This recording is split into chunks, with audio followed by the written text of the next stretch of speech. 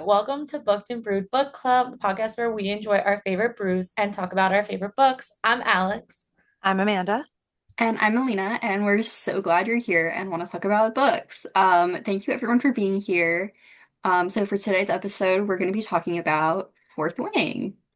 Woohoo! I know this is long overdue. Melina's been very hyped about Yes. reading this, and I'm very excited to deep dive because I feel like Amanda and I have very controversial opinions on We do. this. We're like opposite ends of the spectrum. It is, so it'll be interesting. But before we dive in, what's everyone's book and brew? I'll go first. Switching it up today, I have a Spindrift because I just got back from a workout, lemon flavor or die. Love. My current book is Piranesi by Susanna Clark. Very confused. We can get into it later. I'll stop there. Lena, what about you? I have a fruit punch body armor. Um, been obsessed with these recently, and I'm reading The People We Met on Vacation. Oh, Oh, great book. oh, I just finished that. oh, Yeah, So it's good. so excited for you. Important we're question. gonna see we're gonna see how it is. 100%. What's the body armor flavor though? Fruit punch. Okay, fruit punch. Okay, I thought it was like a strawberry banana moment Oh, for a that one's my second. favorite, but I'm trying the fruit punch for the first time. It's pretty good, not Nice, gonna yeah. lie. All right, Alex, what about you? Okay, so I'm drinking coffee. And then my book, so I'm reading two books right now. I'm reading The Maidens by Alex Michaelides. I know you Finally. recommended this, Amanda, and you said it's better than The Silent Patient, so I'm very hyped. And then I'm also reading Blood Oath. Um, I had one of my sister-in-laws, she recommended it, and so it's very interesting. It's a reverse harem. So I'm very Chef's kiss. excited to really deep dive into it and get into it. Yeah, that's kind of where I'm at right now. Well, let's get into the summary for Fourth Wing. So, just a disclaimer, this does contain spoilers, obviously. So, if you haven't read Fourth Wing, then don't watch any further. What are Um, you doing here? Yes. okay, so Fourth Wing it focuses around the main character, Violet Sorrengail, who's a frail but intelligent young woman, and she's forced by her mother, who is the commanding general at Basgiath War College. She's forced into the Riders Quadrant, and that's Dragon Riders. Um, so she's supposed to go into the scribe quadrant, but she doesn't, and her mom forces her into the writer's quadrant. So she has a lot of physical ailments, so it makes surviving in this really daunting quadrant very difficult for her. Um, and the training is brutal, with cadets often killed during tests on or by their dragons. What did I just say? With training, training is brutal with cadets often killed by tests or by the dragons themselves, and other cadets if they're deemed unworthy. So Violet bonds two dragons, Tairn, which is a powerful and feared black dragon, and Indarna, who is a golden feathertail with unique abilities. And that is like an unprecedented occurrence that's never happened before. Um, Eventually, Violet gains lightning wielding powers through Tairn, and her powers from Andarna are time slowing, but they're a little bit, they don't know how they're gonna affect her because Andarna is a young dragon. Um, so Violet's life is frequently targeted by other cadets, especially those loyal to her mother's enemies. Her childhood friend, Dane, is her squad leader, and he tries to protect her often by undermining her independence. Reluctantly, she grows close to an enemy, Xaden Riorson, who's her wing leader. And he's brooding, powerful, and he's bonded also a really powerful dragon. Um, we also find out that his dragon, Scale, is mated to Tairn, so they can't be apart for too long, and so Violet and Xaden are connected. Um, so eventually Violet and Xaden, well, Xaden already knows, but Violet discovers corruption within the War College and uncovers the real enemy that isn't the neighboring country with the Griffins, but Venin, which are dark magic users threatening their kingdom. And then there's a final battle, and Violet and Xaden fight against the Venom and their Wyvern, which are corrupted dragons, basically, that are like made by the Venom. And then on the end, we we see that Violet's brother Brennan is actually alive, when he was presumed dead. And unfortunately, Liam, which is I love Liam, he dies. So that's like a brief summary, and it doesn't touch on everything or all the characters, but like it's just an overview. So let's get into the first segment, which is ratings. What did you guys think? Um, okay, so I mentioned this in earlier podcast episodes. The first time I read this, I didn't like the series at all. I didn't like that her, I don't know, it felt very high school in my opinion. Like, and like the way her process went, it didn't make sense to me.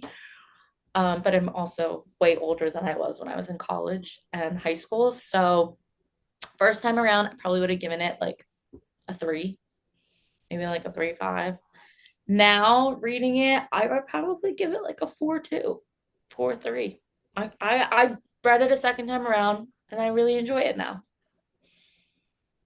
I'm still firmly stuck in the first time read through.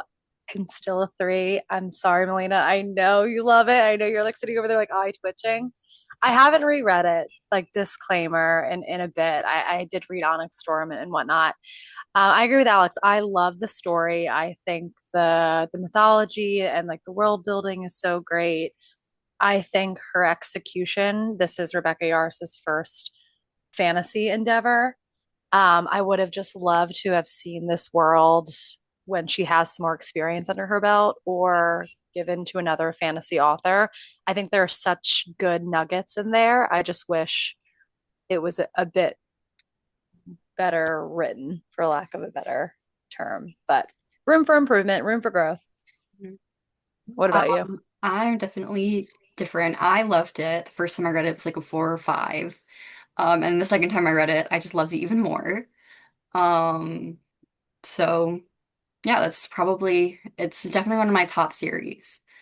Um, Yeah, so that's a little different from you guys, but also I am 22, so I relate to Violet a lot more. that's fair. I think a lot of that like plays into it because again, they're at a war college, like they're at college, and so her interactions with her peers and her, with Xaden and her love interest is very similar to college in my opinion. So Mm-hmm. that's why it's hard for me to really, I've been out of college for 5 years now. But I do agree with Amanda. I think her writing could be better in just like the world building. I think she bit off of a lot, and the complexity of the story is like Mm-hmm. it's a lot to begin with. And then I think as the story goes on, it's getting more and more complicated. And I know we've talked about previously that, we almost need like an appendix to kind of sort through all the information we're given. But in my opinion, I do think it gets better as each book comes out. Like, I think her writing in the third book is a lot better than the first book. Mm-hmm. Yeah, I would agree with that. I think she's getting the hang of it. She's getting the knack for it.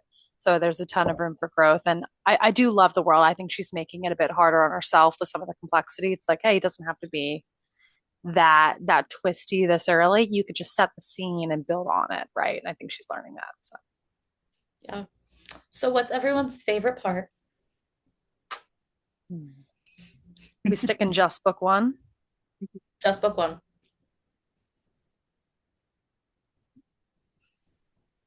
Well, Smuck girly at heart. I mean, How did I lightning know? wielding, hitting the dresser, eat that up, just from a purely pleasurable standpoint. I would say otherwise, like the dragon play, the dragon lore. I love a good dragon rider in any series. I love Tairn and his sassiness with him and Andarna. So I like their dynamic from like, a story standpoint. I think my favorite part, and this is um when Dane says, "Is that a saddle?" and Taryn says, "No, it's a collar." He's just so funny. He really Yeah. is. Iconic. Hey, right, so iconic. He's just like the proud dad, like with the dad jokes and like the dad Hmm. Yeah. humor, and I'm like, ah. It's the best way. I cringe read it, but yet love it. Yes, exactly. I would say my favorite part was I'm like such a romantic at heart. I loved when they're both outside and like Taryn and Scale are, having their special moment and it's really intense for Violet and she gets overwhelmed and she goes outside for a walk and she runs into Xaden and then that's when they have their first kiss. I think that's probably one of my favorite parts in the book. I'm just a sucker for like that first moment because it was building up to it for so long, like that Hmm. sexual tension, and for them to just finally kiss. I was like, oh, so Yep. cute. Yep. Mhm. She does do a good job. She's such a skill. Rebecca Yarros is such a skilled romance author. She does such a good job Mhm. building that tension. And you're right, the high school college dynamic. I'm like, just kiss already, Jesus! Like, Yeah, why are we going back and forth? exactly. And then the situationship like aspect of it where they're not really dating, but then they couldn't go back and forth. Like that's so college. And the flirting and the dark looks and the shadow wielding. Oh, dragons, shadow wielders. Love it. Yeah. Yeah. All right. What's everyone's least favorite part? When Liam dies, I Mhm. sobbed like a freaking baby. Yeah. That was Yeah. really hard. Okay. Honestly, I feel like it's not talked about enough, but I don't remember what her name is. The one that gets the life sucked out of her when she's running, like trying to face the venom, and then the venom just like Yes, I do sucks everything remember. out. That, I don't know why that hit me so much. Like, it's not the same as Liam's death. It's not as emotional, but like, no one talks about it. It's just like there and done. Hmm. Yes. Super gruesome. Yes. And I know Yeah. she was like kind of like an not irrelevant. Like we kind of don't get a lot of her. And she Yeah. was like a very like, small glimpse. And I don't know, maybe it was like for me, but I felt like the stress of her running. Like maybe it was like because like I have dreams where I'm like not fast enough, and like that was where it was taking my mindset back. But I was like, I think you're right, Melina. Like that was very traumatic. And then like the Yeah. whole thing with Liam, that was traumatic as well. So Yep. just the whole scenario. Yep. Yeah, I feel Liam is the most obvious. Like, oh my God, that was so sad. I Mhm. think overall, I very much dislike a miscommunication trope. And so sprinkled in here was some of the miscommunication between Xaden and Violet, and it's just not my cup of tea. So I think outside of the obvious Liam death, every time they just had a like miscommunication and she ran away or got mad, I was like, get over it. I love the communication trope, and that's Yeah. probably an unpopular opinion, but I love it. No, Like, it's it's so very annoying, but it's so entertaining. no, it's very popular. It's just not my thing. So for me, it was very minor, nitpicky, but just not my fave.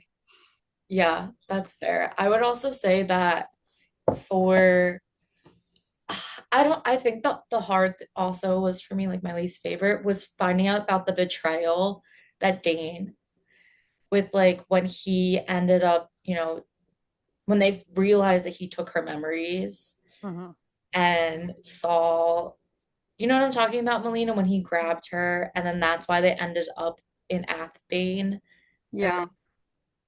I thought that for me that was like my least favorite part because she trusted him so much. Like they were such Hmm. really good friends, and like that betrayal to happen the way it did kind of just really hit home. That was really tough. Yeah. Yeah, because you felt it, right? Like I feel everyone has that friend that you just believe in and you're fighting for, and everyone else disagrees. So for her to be proved wrong, like, come on, man. Yeah. And can we talk about Jack Barlow? I just hated, like, she did such a good job of building the hatred for that character. Oh my gosh, every time he almost slipped and then didn't die, I was just die already. I have so many thoughts on Jack Barlow, specifically from like Iron Flame, but just for just for Fourth Wing, when Violet uses the oranges as a weapon. Hmm. That's hilarious. Love that. Yep. So Yeah. funny. I got like a really sick satisfaction when he died. You know, Oh, I Hmm. don't root for people to die. oh, I do. Like I'm never like, yeah, they need to Yeah. die. Like I would prefer a redemption arc in my opinion. But when he died, I was like, thank God. Yep. Not for Jack Barlow. He played unfair, and whenever someone plays unfair, I'm like, no, it's time for Right. you to And go. he also tried to Right. kill Indarna, and like Yeah. Right.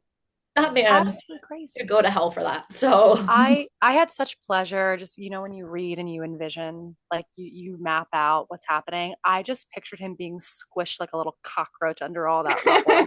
Like I'd like like like the noise too. I was like, Mhm. yes, finally. yeah, yeah, I agreed. And then I definitely want to talk more about this when we get into Iron Flame because Oh yeah. Yeah, that a should lot be of emotions. a big talking point. Mhm. So what are your all favorite quotes? Oh, I just saw one on TikTok that I really liked. Hold on. You While guys. she's doing that, I don't have one specific one where I'm like, oh my gosh. But every time Tairn opens his mouth, and it was so funny. The banter between him and Andarna, I've seen so many edits on Instagram or TikTok of just them being in, the teenage daughter versus the father, and just the sassiness and the dynamic between the two dragons and Violet, I think is so fun. It made it so enjoyable. Mhm. So every time he made me giggle. Just every Taryn quote possible. Really? Real. No, that's so real. I just I need a book of just Tairn quotes, like iconic Yeah, quotes. I wouldn't be opposed to that. me Right? neither. Just a whole book of Taryn, just Taryn being grumpy. Mm-hmm. Mm-hmm. 100%. Okay, so I have two. There's one that Xaden says to her and to Violet, and he goes, fascinating. You look all frail and breakable, but you're really a violent little thing, aren't you? And then he starts calling her violence after that. Like, I Right. love that because I think not only is that like chef's kiss sexy, but I also think it attests to the fact that she, although she looks like we said fragile, she is anything but. You know, she has everything going against her physically, and she's really not. She's really not like breakable. She's not frail. She's like so much more than that. So I really like that quote. And then there's one where they're deciding if they're taking a poll. They're at Athbane for the War Games, and she's taking like a poll, basically like who's gonna be here. Like if you want to leave, it's fine, sort of thing. And then she said, "We can either live as cowards or die as riders." And I was like, "Oh, that hits home! Like, sign me up. I'm in." Mm. Like I think that really like attests to I don't know. It just like was like a war cry, like a rally Mm. cry. And like also I think it attests to the fact that she didn't even want to be in the Riders Quadrant to begin with, and then to completely go like a whole 180, and now she's like, I will literally die for this. This is my life now. Like, I don't know. Like I Um, loved it. What about you, Melina?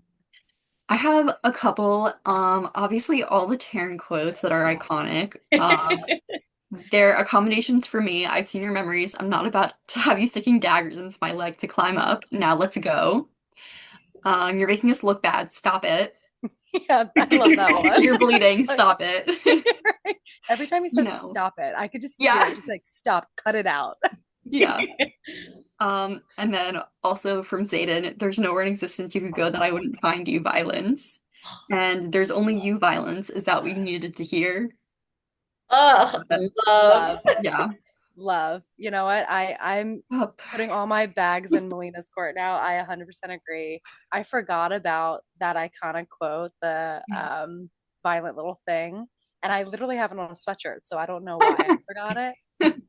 There's something about a nickname in a romance that's not Mhm. babe or baby or darling. Violence. Oh, Sign me love. up. That's amazing. Yes, I do. Yeah. And I definitely want to deep dive more into like the nickname and Onyx Storm, just like and Yes. kind of look into that more. But for now, yeah, I think violence is I think it really just highlights how she's like she looks breakable and on the outside she is, but like on the inside she's not. Mhm. Yeah. Like even though she gets hurt easily, she is just like I don't know. I absolutely love Violet for that. Mhm. Hmm. Mhm. 100%. Okay, let's move on to the next topic. Um, and look at Violet's journey at Basgiath. Um, so in what ways does she grow throughout the book, and how do her physical limitations shape her strength, which we've kind of talked about, but let's go a little more in depth into that. Mm. Well, I think your comment kind of dovetailed perfectly into this, and we've talked about her physical strength isn't there, but I feel like it highlights that physical strength isn't everything. And I think her physical limitations and the fact that she's not the strongest or the fastest, right, or she's breakable, the fact that she's still successful shows a level of mental strength, right? Mental toughness, and just highlights that to be a good warrior, right? Which is what everyone in the Riders Quadrant really is. It's not just about brute strength, right? There's a level of cunning, there's a level of thought that you need to go in. And I always love when a fantasy series, right, kind of highlights that, hey, physical strength, right, or beauty isn't everything. There are other portions or facets to a hero that really make the hero well rounded. Yeah. I agree with that. I think with Violet, it was kind of survival for her. Like it got to the point where her mom forced her into the Riders Quadrant. She was not physically prepared for that. A lot of these kids are training for it for their life, because they know they want to be in it. She was trained to be a scribe, and her mom forced her into this. So I think desperate situations call for desperate measures. She knew she wasn't physically strong, but she is mentally strong. Like she's so smart, and like she used her knowledge from the scribe quadrant of like training to be in the scribe quadrant to really help her succeed in the Riders Quadrant, right? I think even it goes to show too, for her to calm her down, she just needs to recite history as she's walking across the parapet. And, as she's walking, in front of the dragons during threshing, things like that. Um, I don't know. I think she is strong in other ways. I think you said that, Amanda. She's very capable. She's just not physically capable. But that never stops her. Mhm. Yeah. Yeah, I think that pretty much covers it. Do you want to look at Violet and Xaden's relationship and how it evolves Oh, and it's the pacing? Oh, do I? okay. Yeah. I mean, I like they're so cute together. Like I love the enemies to lovers trope. Like I think it's so cute. Who I doesn't? also think it's very interesting that I don't want to spoil it because I don't know if it was this book we find out or later books that we find out. So I'm not going to say anything until we finish talking about the whole series that's currently out. But I love the fact that he kind of grew to love her. And he was almost protective of her in a way in the beginning. He was always looking out for her, which even though they were basically bred to hate each other, right? I don't know if we talked about this in the summary, but to give context to anyone who's listening, there was a rebellion in the Tyrrender province that Xaden's dad was basically running, like in charge of. And the king of Navarre ended up executing any of these leaders of the rebellion. And Violet's mom, who was a general, was a part of this. So when Xaden's dad was executed, her mom was there when it happened and all these things. So because of that, all of the children of any of the leaders that were executed had to go into the Riders Quadrant, and they are marked. So they're considered the marked ones, and they have like a physical marking, and no more than three of them can be together. Um, and because of that, a lot of them hold a lot of resentment towards Violet. They all want to kill her because of what her mom did to them or to their parents and things like that. So I think it's interesting that both Violet and Xaden found a way to move past it and to really forge their own relationship and get to know each other on a personal level versus what they were taught to know about each other, if that makes sense. Mm-hmm. I feel like it makes their love more sweet too, because you understand the history and hopefully the dynamic, right? He comes from hating her side and vice versa. And the fact that they were able to overcome it, and he's so protective of her through the series, right?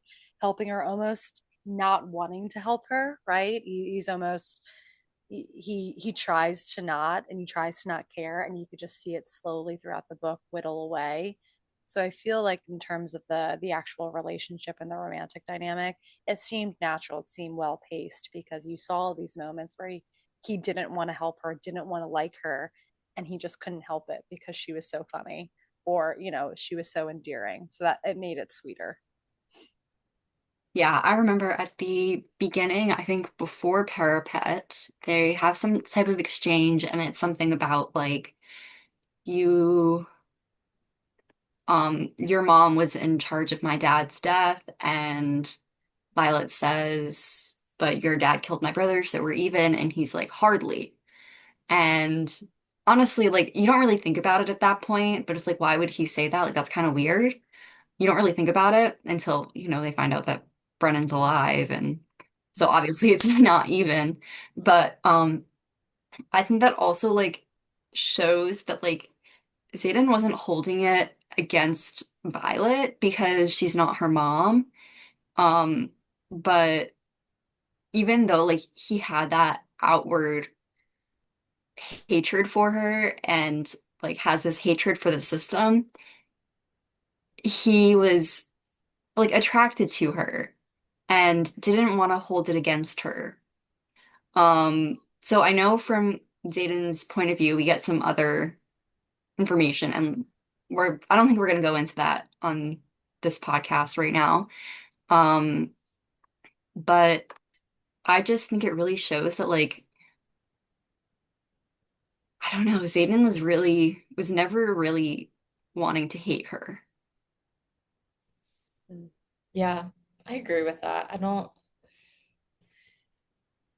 I I think he and at the end of the day gave her the benefit of the doubt, which Mhm. worked in her favor, whereas a lot of the other marked ones just reacted whenever they saw her and tried to kill her. But that being said, I was thinking about this because the dragons are bonded, like both of their dragons are bonded. Do you think that that plays a role into their own emotional relationship with each other? Because they technically don't start officially dating and having these like physical experiences with each other until after their Violet's bonded. Okay, so what I think is actually interesting about that is like, yes, they don't actually like act on it until then, but throughout the whole beginning of the story, Violet saying, "Oh my God, this man is so attractive. I would climb him like a tree." So like she's just not acting on it. And she's like, "Why does this man have to be so attractive? He's not good. I shouldn't be around him. He wants to kill me." But he's still so attractive, and she just like wants to be around him. So maybe it strengthened that attraction, but I don't think it spawned it all together. I agree. I think that's interesting. An interesting question, because you do see right throughout the book that she's sometimes influenced, like very minutely, right? Maybe from her dragons, or so I think it's an instance of where the writing comes in. It's a little too cookie cutter, and I love it. But objectively, it would have been almost more interesting from a literary perspective if it was Jack Barlow's dragon, right? And how that kind of plays the dynamic, imagine.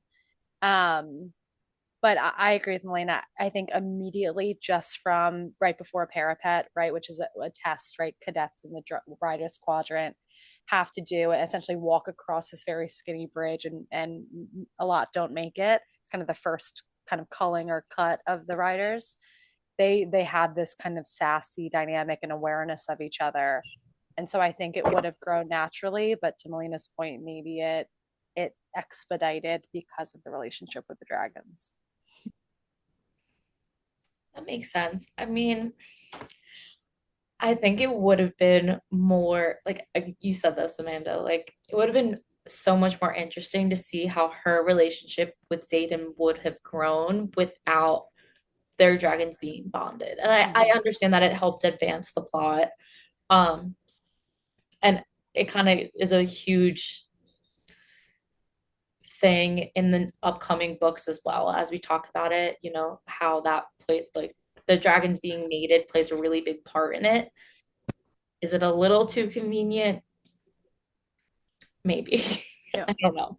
I mean, I'm all about talking about convenient parts in the books. We talked about that in SJM books, but I don't know. I don't know. Just food for thought. Is it convenient? Yes. Will I eat it up every time? Absolutely. 100% it's this world's version of a one bed at the hotel or a one bed Yeah. at the inn, Yes. the forced proximity. Oh, yeah, Yes. delicious. Hmm. I 100% agree with that. Do you guys think that the dragons, like the bonds, like with the dragons, do they remind you of any other fantasy stories, or do you think it's like a fresh take? Hmm. I've heard the comparison to some other old fantasy story with dragons, but I don't remember what it's called. I know like my mom and my brothers mentioned it. That this was like the original dragon story and it Is, mirrors that a lot. So I don't remember what it's called. is it Um, Aragon? maybe. Hmm. It was reminiscent of Aragon. I also am such a connoisseur of a paranormal or fantasy romance, and I love the bonded animal trope. And I love a dragon rider, so I've seen it done a few times. I think the mythology here is super interesting, and the secrecy of the Empyrean, which is the dragon hierarchy, I think is going to pay off in dividends later on. So it definitely pulls. I think this book, right, pulls elements. It's very nostalgic for a lot of people. It's like Divergent and Hunger Games a little bit, and then a little bit of Aragon. And I think that's why it has such mass appeal and a loyal following. Is there's a little something in here for everyone to love. Yeah, I agree with that. I think there's a little bit of everything. I immediately when I saw this question, I was like, oh my God, you know what it reminds me of is in the movie Avatar when they Yes. bond with those flying dragon things, Yes. Banshees. basically like jumps on the thing and like takes his little hair braid Yeah, the connected to the flying thing. That's what it reminded me of. So that's such a good comparison. It's 100% what it is. I saw that and I was like, okay, this is like so. I mean, it's not like they're reading each other's minds. I mean, maybe, but I don't know. I thought that was interesting. 100%. Um, so the novel explores themes of loyalty, rebellion, and secrecy, particularly with the revelations at the end. How did the ending change your perception of the characters or institutions in the story? It's a good question. Um, I think you learn more about the rebellion the deeper you go into the series. But by the end of the book, the entire time, right? This rebellion's such a bad thing. These people are evil. The kids are evil, and then you start to see these relationships blossom and grow throughout the book. And then at the end, I almost said Jack. Certainly not Jack. Liam is a rebellion kid, right? Sacrificing himself to save Violet, who should be his enemy. And I think it just makes you pause as a reader and say, okay, maybe something isn't as it seems. There's something deeper here. And then later on in the series, that kind of unfolds. But it certainly makes you kind of question, okay, what's right here? Is the rebellion right? Is the kingdom right? you know, who's right and who's wrong in the situation. Maybe it's a bit gray. Mhm. Yeah, I think it shows a lot of the unknown with the rebellion and with the marked ones, and they're made out to be like horrible and they can't be trusted because of their parents. But like, if you think about it, why would they be judged based on the actions of their parents? It's not like they made those decisions. So that was always my like personal stance on it. I was like, why are they judging these marked ones? If their parents did something, it's not their fault.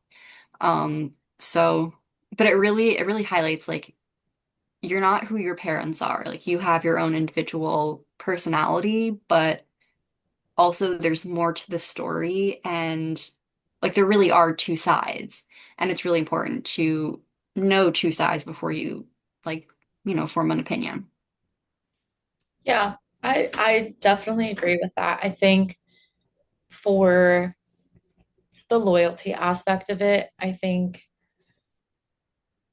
the hardest thing for Violet is that she trusted Xaden and she thought like she was very loyal to him. And I think when she realized that he was part of the rebellion and all these things started to unfold, I think her trust in him really like broke. And therefore she was questioning her loyalty to him. I think she was very conflicted towards the end, especially. And then also finding out that her brother was still alive. I think for her, it kind of just threw everything up in the air. Like, where am I supposed to be loyal to Navarre, to the rebellion? I thought the rebellion's bad because they killed my brother. Like, there was so much that I feel like reading from her perspective, it kind of just threw her for a loop. Everything that she knew, that she thought she knew, completely wrong. All the loyalties that she thought, you know, again, completely wrong. And I think the secrecies really broke down those loyalties for her. But I did think it was interesting that Xaden really fell into the role of like still being loyal to his dad and his dad's rebellion and his dad's cause for it. Um, Granted, like we don't really hear how Xaden was like raised from that perspective, what he learned about the rebellion growing up and things like that. All we know is that his dad was executed for it. Um, so I don't know. I just thought it was all interesting. Like obviously my perception of Xaden changed. I kind of didn't, not that I didn't love him. I just thought he was kind of just secret-y. Yeah, I But was like, why is he keeping this secret? right. What's Mhm. so secret about it? Is he like a bad guy or is this something Yeah. good? Mhm. Um, I also wanted to say, I think it brings into the question that like loyalty is who you choose to be loyal to and who you trust, I guess, if that makes sense. Because like Violet, she doesn't trust Aiden at first, so obviously she's not loyal. She's loyal to Dane because she trusts Dane, and he time and time again is questioning her ability and like putting her down. And Xaden is the one who says, like, no, you can do this. You're capable of whatever you put your mind to. And then she's loyal to him. And that loyalty, it's chosen based on who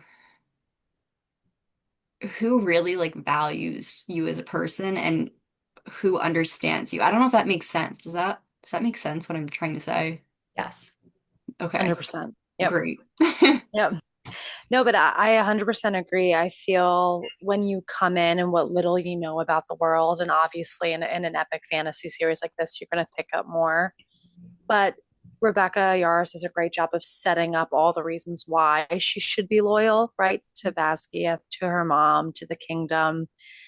And then slowly but surely, the latter half of the book is breaking down those loyalties, right? Hey, maybe the rebellion wasn't so bad. These people are good. They're loyal to each other. And I think it again does a really great job. And there's kind of an arc, right? Of okay, these are the people who I was loyal to.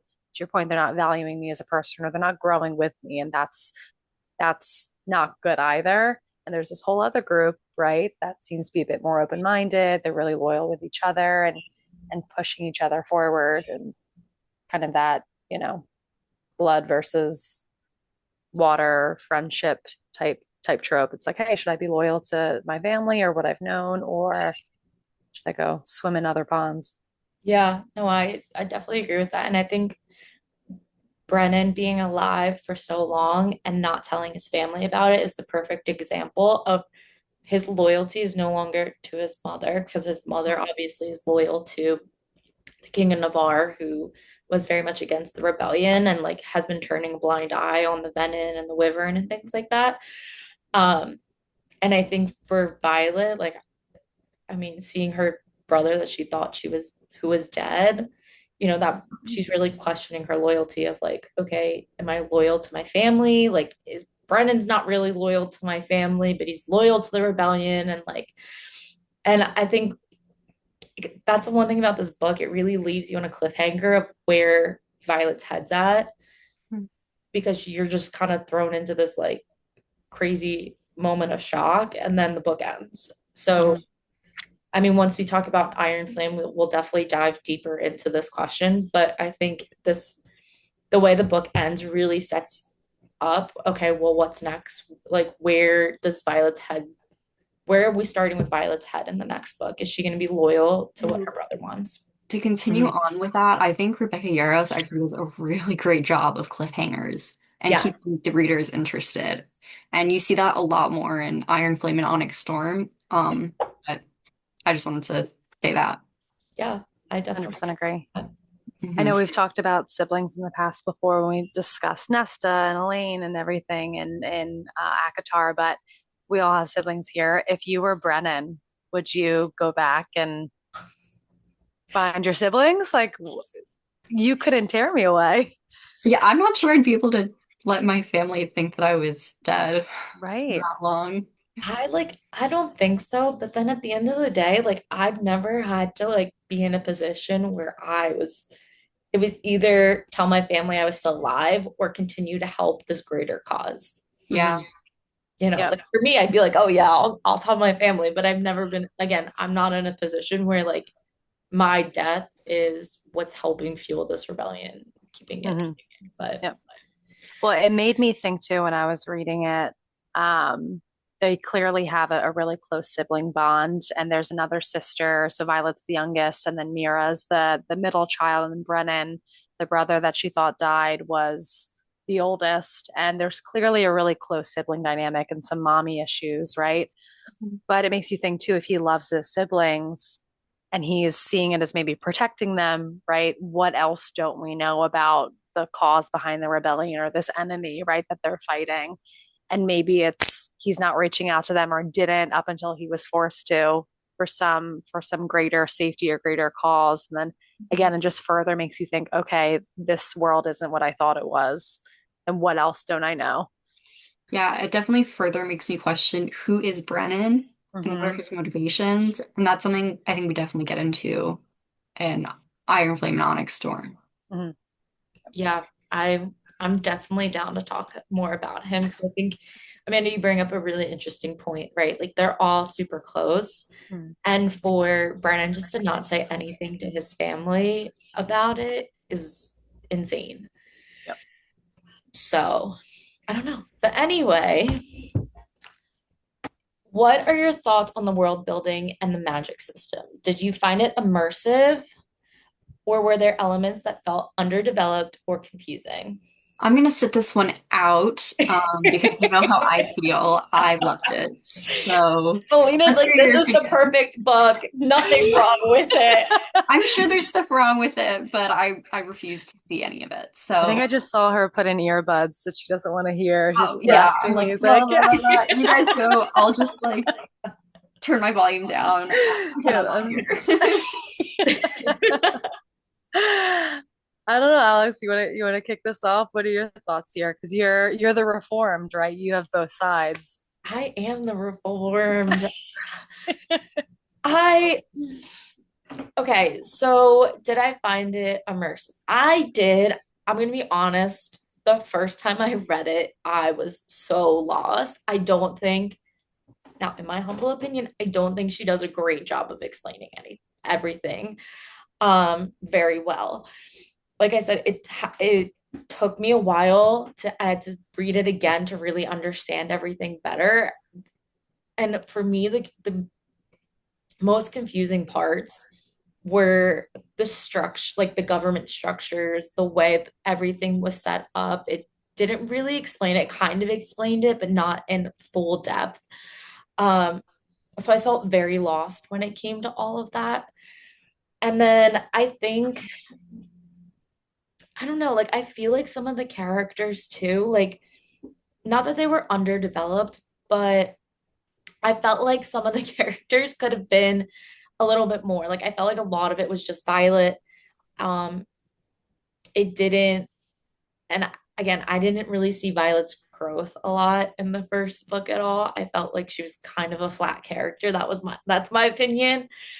Um, and I know again, she has a little bit more character growth in the other books as things are happening. Maybe that's what this book was supposed to be, is just a setup for her as a character to grow. But I felt she was kind of flat. I felt her friends were a little flat.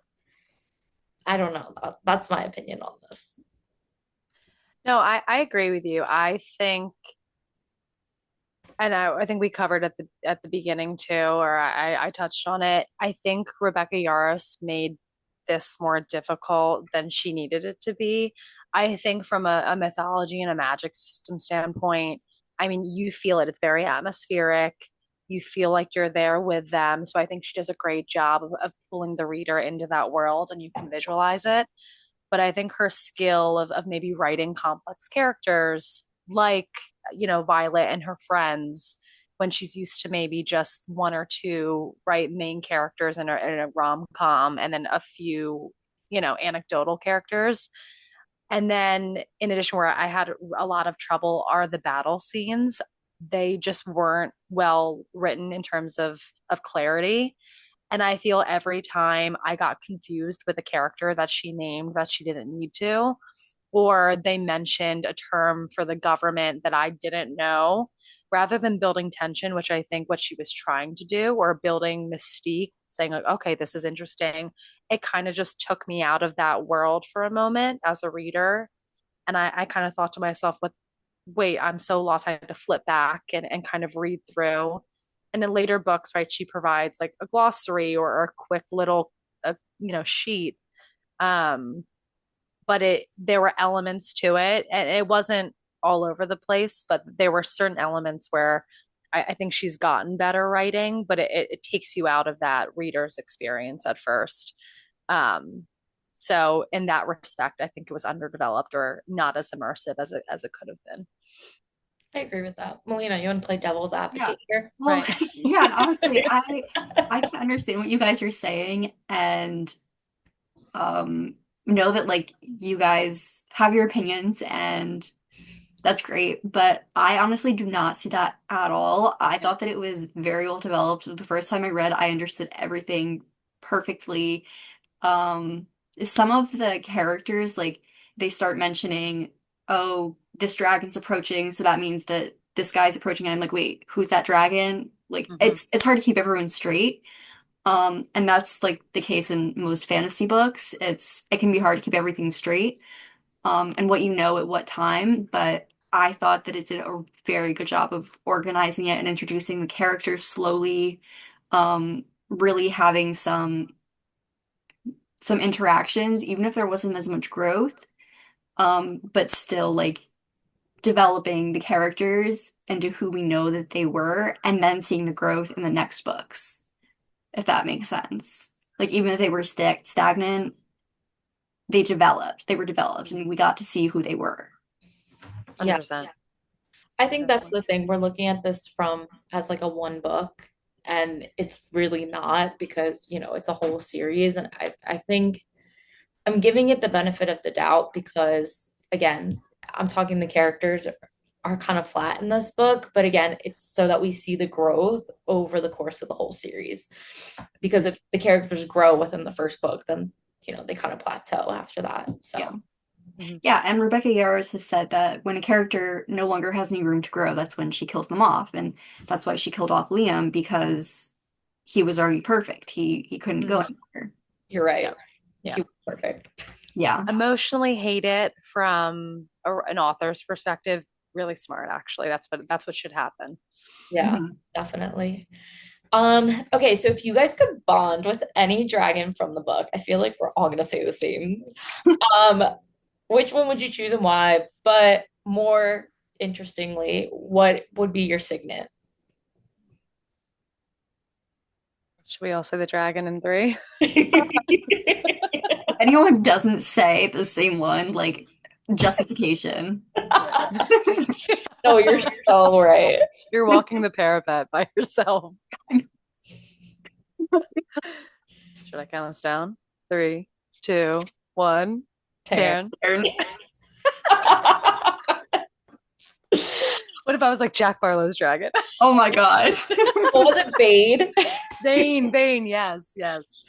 I feel like I would have said obviously Andarna. Scale's great. I'm trying to think of who else. Like, I okay, just love how iconic Tairn is. And we don't really have that perspective from like the other dragons. So, Yeah. that's true. yeah. Okay, but what would your signet be? What would you want your signet to be? Okay, so honestly, based on how they're developed and how I know myself, I think that I would have been executed like the second I got that because I would be an intrinsic. Mm, Mm. I mm. just have to know everything all the time. So, Yep. Love it. Amanda, I could see yours being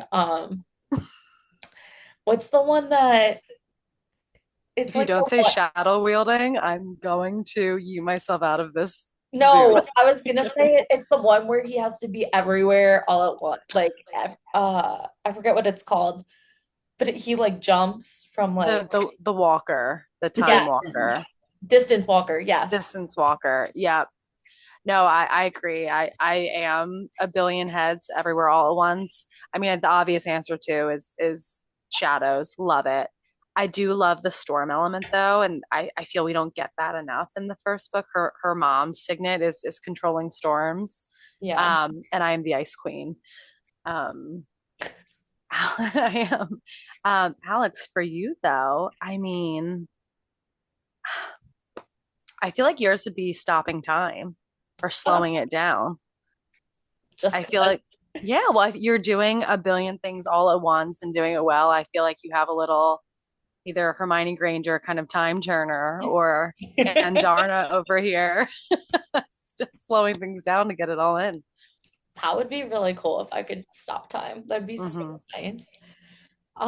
Yeah, I've honestly really like that. I also really like Rhiannon's telepathy. Hmm. I think that is very convenient, you know. Yep. Yep. Which hold on. Okay, how long do you think you'd survive the parapet? Would you be like Violet or would you fall within the first 5 minutes? I would fall within the first 5 minutes because I am so clumsy. So clumsy. I trip over my feet constantly. Like Yeah. I would fall right off. I would sneeze and just tumble sideways. Yeah. You'd be a foot in and you'd be like, hey, Cloud. I also get distracted really easily too. So that's how I would end up on the floor. So Hmm. I think Yeah. with my luck, I'd make it almost to the end, and then my hair would come undone because I have insane hair, and I probably wouldn't braid it. It would whip me in the face, and I'd fall. so, Melina, what about you? I think I'd stay on and someone would like push me off. Jack Barlow coming up. Yeah. Right, right. Yeah, Okay. I'd be the one that like was between Violet and Jack Barlow, Oh, but a guy that was between them that Yeah, that pushed guy. off or something, or the one after.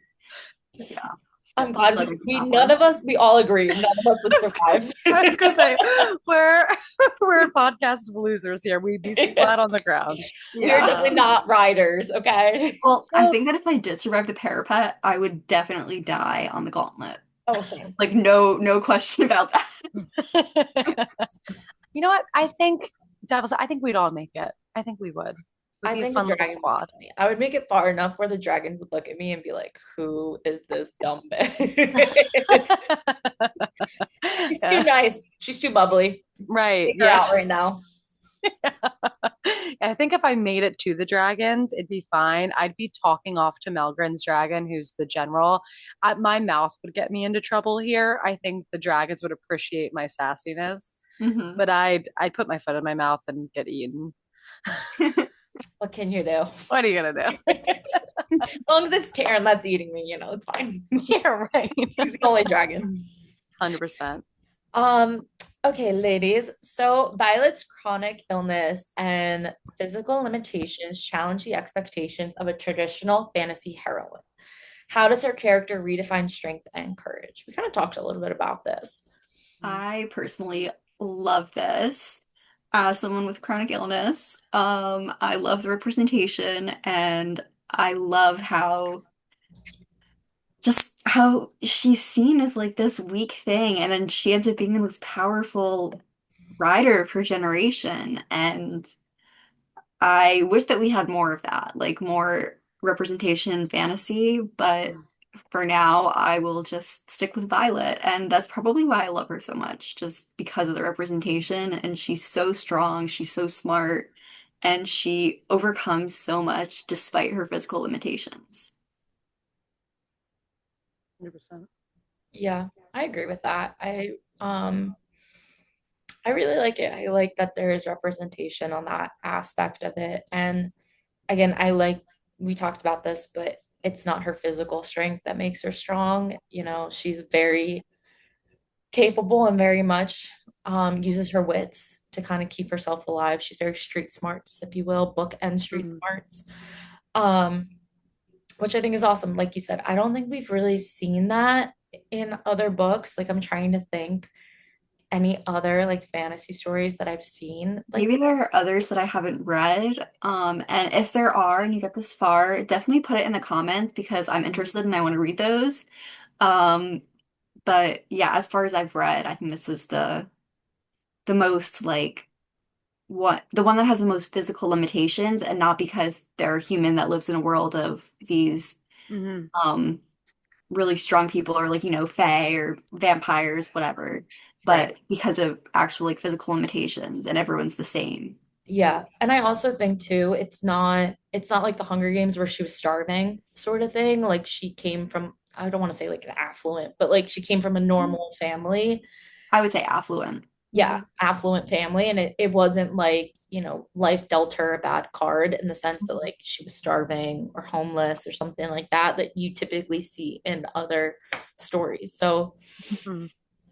yeah, I did like that.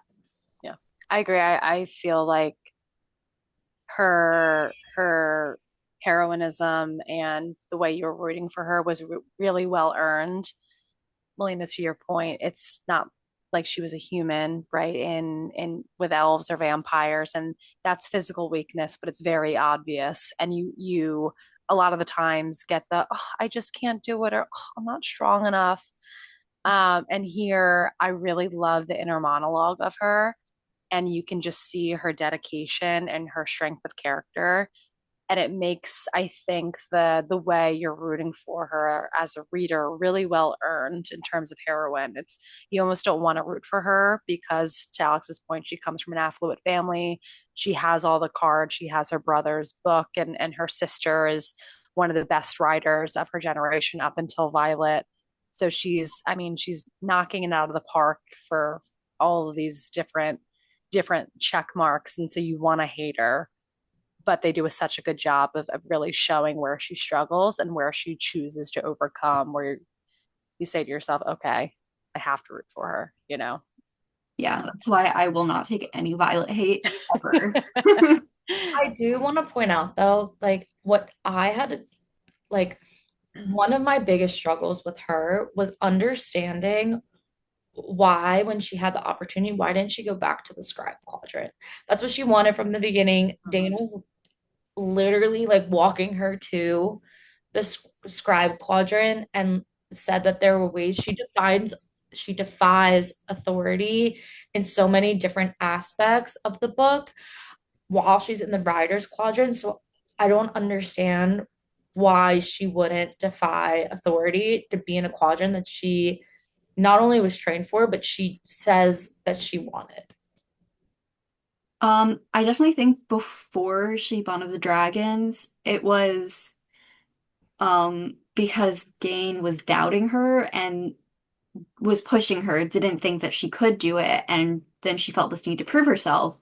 And then obviously after she bonded a dragon, I mean, she can't go anywhere. She has this dragon, and that's your dragon's like your other half. So, I mean, there's no there's no switching. I think it really has to do with how much Dane was doubting her and was just like not confident in her abilities. Um, yeah.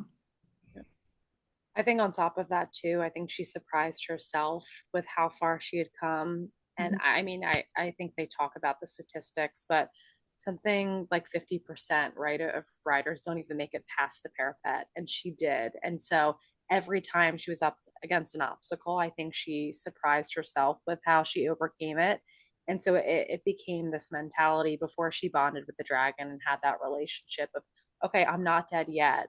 And on top of not being physically strong, I have people like Jack Barlow gunning for me and trying to kill me, and I'm still here. And it's something to prove type thing too, rather than, or in addition to, right, proving Dane wrong or just saying, screw you, I'll be okay. That makes sense. I mean, I feel like we're all at that, we're at one point, if not we are, where we're just trying to defy the odds and like in some aspect or another, it's kind of an egotistical thing, but Yeah. it's like you expect everyone expects you to fail and you're like, screw them. I'm going to show them I'm wrong. I get that. All right. Well, I think that covers everything that we wanted to talk about for Fourth Wing for this week. If there is a specific book or topic you want us to review and deep dive into, please DM us on TikTok, Instagram, or leave a comment on YouTube, Spotify, or Apple Podcasts. Stay tuned for next week. Next week, we are going to be deep diving into Iron Flame, so that should be very exciting. And if you liked this episode, then like, comment, and subscribe to our show. And thanks for brewing with us today. Until next time, book besties. Ladies, it's been an absolute pleasure.